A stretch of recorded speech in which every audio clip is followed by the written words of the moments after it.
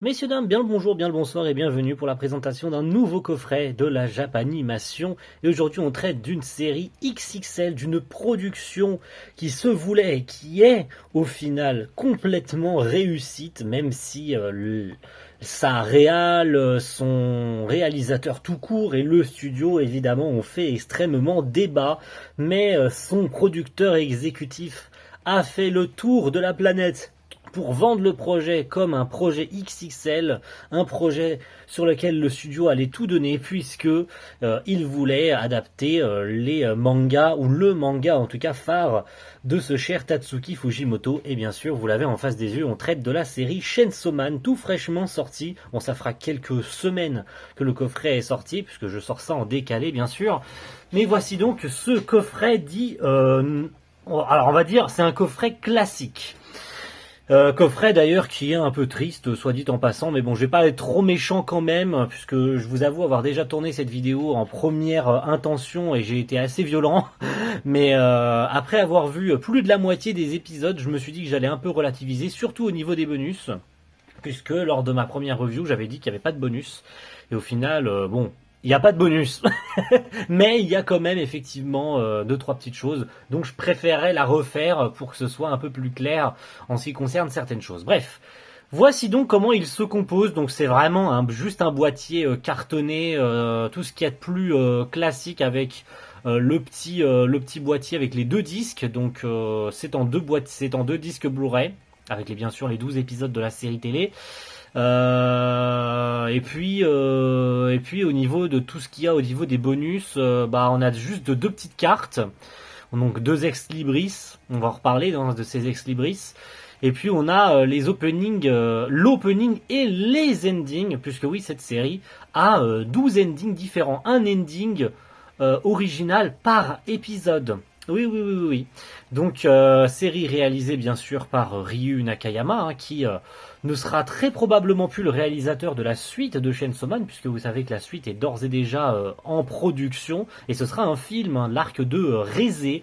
Mais comme Nakayama a quitté la prod, bon, beaucoup de spéculations là-dessus, en mode il se serait fait jeter, puisque vous savez qu'une minorité de japonais n'avait pas apprécié du tout l'attrait cinématographique et volontairement réaliste, si vous voulez, de Chainsaw Man, même si cette production quand même rassemble un nombre assez astronomique de pointures de la Japanimation. On pense à Hironori Tanaka, Hiromatsu Shu, Keiichiro Watanabe, Ryu Nakayama lui-même, Shingo Yamashita, Shota Goshozono, qu'on connaît en tant que réalisateur de Jujutsu Kaisen saison 2, Shuneno Kido, Tatsuya Yoshihara, Tomomi Kamiya, Yuki Kamiya, et j'en passe, et des meilleurs. Et au storyboard, c'est à peu près les mêmes choses. On a eu Shuneno Kido, j'ai peut-être loupé, non, je l'ai certainement dit.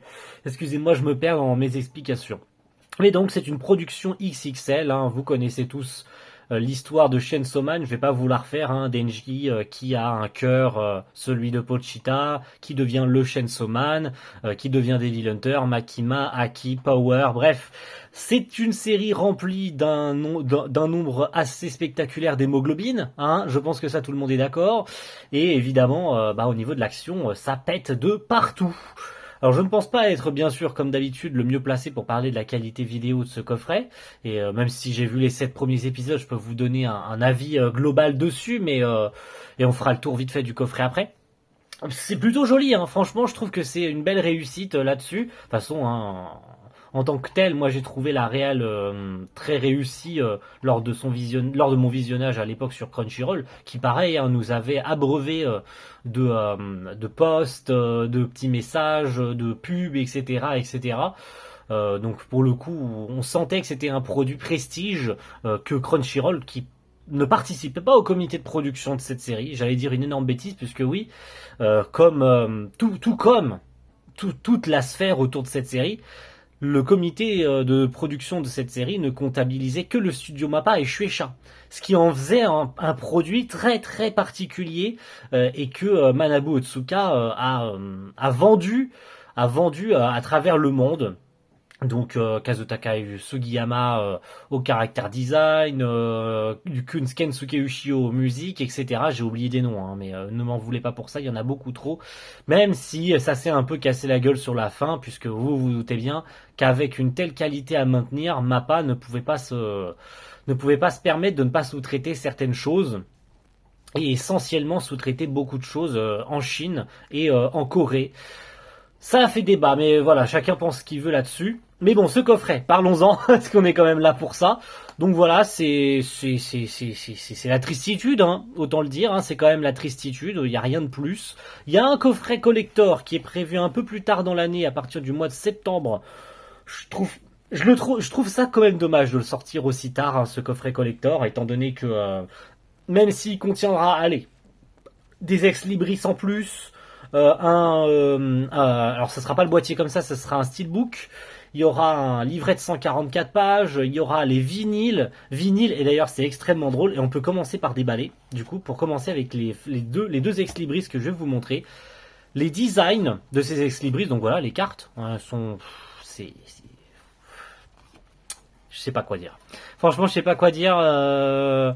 Je mets un coup de briquet là, ça prend feu. Franchement, c'est triste. On voit les stries du papier. C'est pas de bonne qualité. Je suis désolé. Moi, je trouve personnellement, est-ce que c'est fait exprès parce que c'est ce papier-là et c'est ce grain de papier-là qui fait ce rendu-là, qui donne ce rendu-là? Moi, je trouve que c'est pas de bonne qualité. Après, je peux me tromper complètement. Il y en a qui vont me dire non, non, mais c'est fait exprès, c'est comme ça qu'est le grain du papier, machin. Donc, ne raconte pas n'importe quoi. J'en sais rien, donc je préfère relativiser tout de suite et m'éviter des commentaires gênants là-dessus.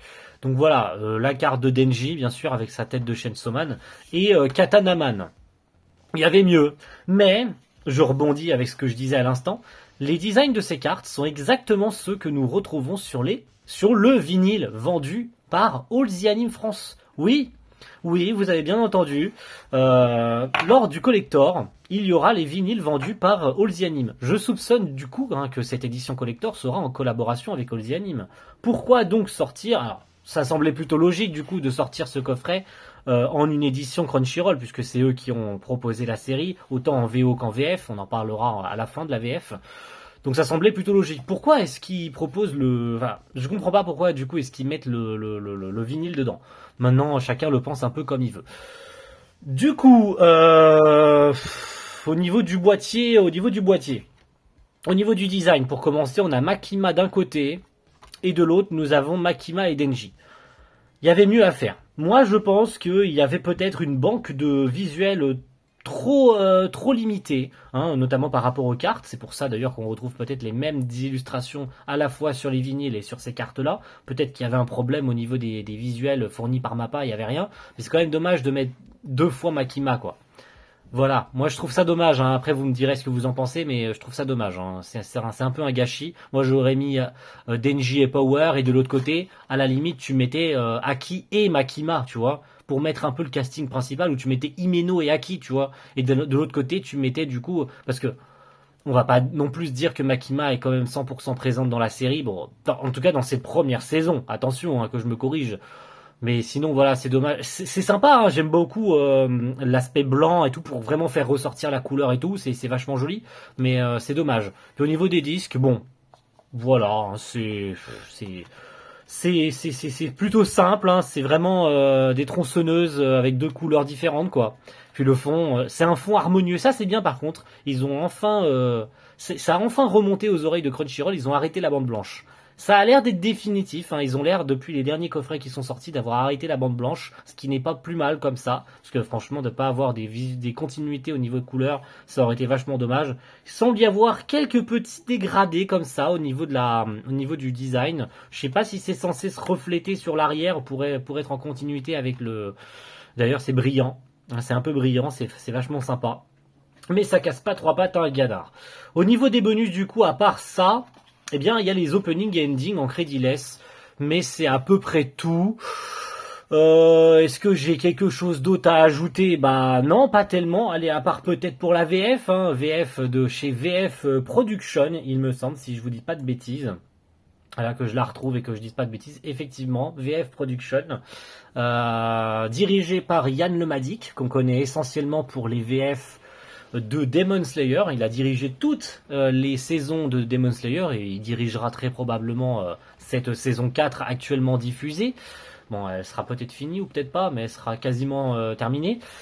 Donc on retrouve Donald Renew sur Denji, hein, un choix qui a été un peu discuté et discutable toujours encore aujourd'hui. On apprécie, on n'apprécie pas. Jérémy Bredun sur Aki, Victoria Grosbois sur Makima, Zinnia Kakulia, excusez-moi, sur Power, Boris Rellinger sur Kishibe avec sa phrase mythique d'un des épisodes, genre le 10 ou le 11, je sais plus c'est lequel exactement, qui reste dans les mémoires. Émilie Marié, Jimmy Redler, Marie Facundo, Marie Perret qui fait une bonne Himeno, et ainsi de suite. Le casting est grand, hein, le casting est assez énorme.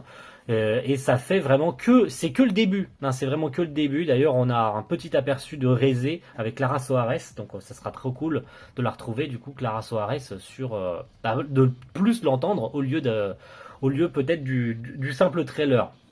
Ça sera trop cool de la retrouver. Mais voilà, c'est quand même si vous voulez, le coffret de la tristesse, puisque c'est quand même au vu. Allez, je peux me permettre d'ajouter ça quand même parce que ça aurait été dommage de pas en parler. Au niveau de la traduction et vraiment pourquoi ce coffret est comme ça. Moi, je pense, hein, c'est un avis personnel, que c'est un coffret qui vient tout droit des États-Unis. Pourquoi? Déjà parce que il n'est pas possible, et j'ai retrouvé ça sur mes coffrets dits internationaux, hein, comme les coffrets typiques genre Classroom of the Elite et tout, les coffrets dits européens, qui nous concernent nous, qui concernent les US, qui concernent l'Allemagne, etc. On retrouve exactement les mêmes phrases en mode pour des raisons de droit, vous ne pouvez pas regarder la VO sans les sous-titres, etc. Au niveau des bonus, c'est la même chose. Les menus, c'est d'une tristesse. Il n'y a rien au niveau des bonus. C'est juste le vide en fait. Et j'espère que l'édition collector rajoutera plus de trucs. Et puis pareil au niveau des crédits. C'est exactement, mais exactement, même les sous-titres, les normes de sous-titrage, sous-titres bien sûr, des traductions de Crunchyroll, hein, voilà, ça j'en ai pas trop de doute là-dessus, hein, c'est Kevin Stoker qui traduit et qui a très probablement aussi fait, alors c'est l'adaptation de Sarah Provo pour la VF, mais c'est Kevin Stoker qui a traduit la série en VO. Ça c'est cool de le savoir en tout cas. Je sais pas si c'est présent sur le coffret, j'ai pas vérifié, mais en tout cas au niveau des crédits, si vous regardez sur le disque 1, et que vous lancez les crédits, c'est exactement de la même manière qu'un coffret dit européen ou un coffret US. Je soupçonne donc ce coffret de n'être purement et simplement qu'un coffret US, où ils ont mis juste le sous-titre français et la VF dedans. Et c'est tout. Voilà. Je pense que c'est ça qu'ils ont fait. Ils ont juste récupéré la traduction de Crunchyroll et la VF de chez Crunchyroll, ils l'ont mis sur le coffret US, et puis, prenez, c'est le master, j'ose espérer que c'est le master Blu-ray, même si... allez, pour le coup, je pense qu'il n'y avait pas trop de corrections à effectuer sur cette première saison de Chainsaw, mais je pense que c'est le master récupéré par Crunchyroll US qu'ils ont utilisé pour faire le master français et mettre les sous-titres dedans, et puis vas-y, embarquons, et puis c'est parti, c'est vite fait. Surtout que ce coffret ne coûte que la modique somme d'une trentaine d'euros. On n'est pas loin des 40 euros, mais vous pouvez le trouver pour moins de 40 euros facilement, en tout cas. Mais voilà, pour une édition simple, je trouve ça quand même dommage. On parle de Chainsaw Man, c'est pas une série qui a pas non plus bidé, même si je suis d'accord pour dire qu'elle a bidé au niveau des Blu-ray japonais. Il n'empêche que c'est vraiment qu'une minorité et ça ne veut strictement plus rien dire aujourd'hui, hein, qu'une série bide en Blu-ray au Japon. Hein. De toute façon, on sait que le principal à prendre en compte aujourd'hui, c'est le streaming. Mais il n'empêche que sortir une édition comme ça pour Chainsaw Man aujourd'hui, et sortir plus tard un collector, alors tu pouvais le sortir en même temps, il y avait littéralement rien que... Alors, est-ce que c'est le coup de la lentille lenticulaire là, ou du livret de 144 pages qui leur prend du temps à produire? Je sais pas, ils avaient le temps, je veux dire, Chainsaw Man est sorti il y a un petit moment quand même, hein, de souvenirs, si je dis pas de conneries, si je remonte en haut, la sortie de la série c'était en octobre 2022, donc ça va faire bientôt 2 ans, en octobre de cette année ça fera 2 ans, ça fait 1 an et demi que la série est sortie. Me dites pas qu'ils avaient pas pu anticiper la sortie du coffret, et de mettre le collector en même temps, tu vois, ça fait longtemps que c'est sorti. Donc je trouve qu'il n'y a pas d'excuses. On peut pas les excuser pour le coup Crunchyroll sur ce coffret. Donc c'est dommage, c'est un vrai gâchis. Ça n'empêche pas que ça reste quand même très sympa, hein. La série est quand même belle, hein. Donc si vous avez kiffé la série, n'hésitez pas à vous l'acquérir, ou bien d'attendre le collector qui sortira au printemps, excusez-moi, au début de l'automne, hein. Enfin fin de l'été, début d'automne, puisqu'il sortira au mois de septembre, s'il est pas repoussé bien sûr, mais ça sortira au mois de septembre. En tout cas, c'est ce qui est prévu chez Crunchyroll, à savoir si ça vaudra le coup ou pas, parce qu'il sera à 130 € quand même le collector, donc à voir si les gens qui achèteront ça se feront pas douiller. En tout cas, voilà, je vous présente vraiment le coffret simple. À vous de vous faire un avis là-dessus, si vous souhaitez le prendre ou pas. Et puis voilà. Merci à tous d'avoir suivi cette petite vidéo et on se retrouve très vite pour la prochaine review qui est déjà tournée depuis un petit moment. Il s'agit du collector. Alors, non, je me corrige. De l'édition simple. Parce que le collector, j'ai pas pu l'acquérir. De l'édition simple de Komi-san en coffret japonais. Oui, vous avez bien entendu, hein, le coffret japonais de Komi-san. Je vous le montrerai pas, il est à portée de main, là, je peux le prendre là. Mais vous le verrez en vidéo, c'est dans quelques semaines, voire même beaucoup plus. Mais attendez-le avec impatience, c'est la prochaine review de coffret normalement. Si je dis pas de conneries, hein, et il y en a pas d'autres qui viennent se chevaucher entre temps. Mais normalement, c'est Komi-san, le prochain. En tout cas, merci à tous et à la prochaine. Ciao, bye.